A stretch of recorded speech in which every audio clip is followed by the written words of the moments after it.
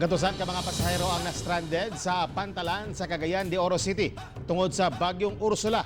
Dugang detalya atong sayron pinaagi ni Cyril Chavez live. Cyril. Yes, Tek, daghang mga pasahero dinhi sa Cagayan de Oro City ang natanggong og nagsugat sa Pasko sulod sa Port of Cagayan de Oro human nga wala gitugtan sa Philippine Coast Guard nga makabiyahe ang mga barko sukad pa atong nilabayng adlaw.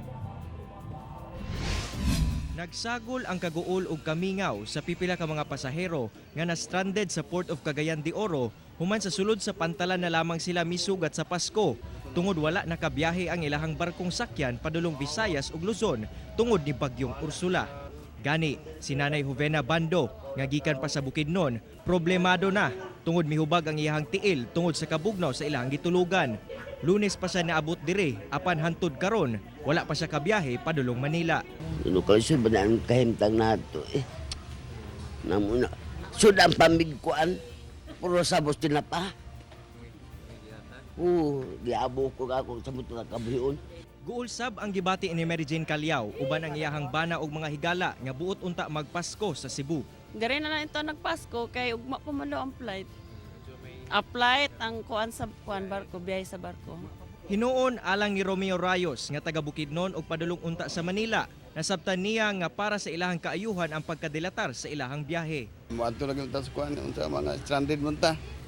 Di man nato malikayan ang panahon nga niabot. So, di na lang tamo sa Pasko. Nang hinaot sila nga hingpit ng mahanaw ang epekto sa bagyo aron makauli sila sa ilahang nagkadaiyang lugar.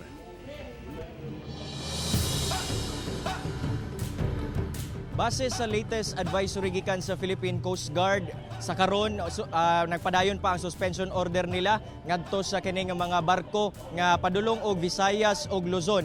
Gani ang ila pang ginhulat karon nga mawala na ang typhoon signal warning ngadto sa maong lugar aron na makapadayon na ang pagbiyahe sa mga maong barko gikan dinhi sa Cagayan de Oro City padulong sa nagkadaiyang area sa Visayas ug Luzon. Tek. Okay, salamat Cyril Chavez ug Merry Christmas kaninyong tanan diha.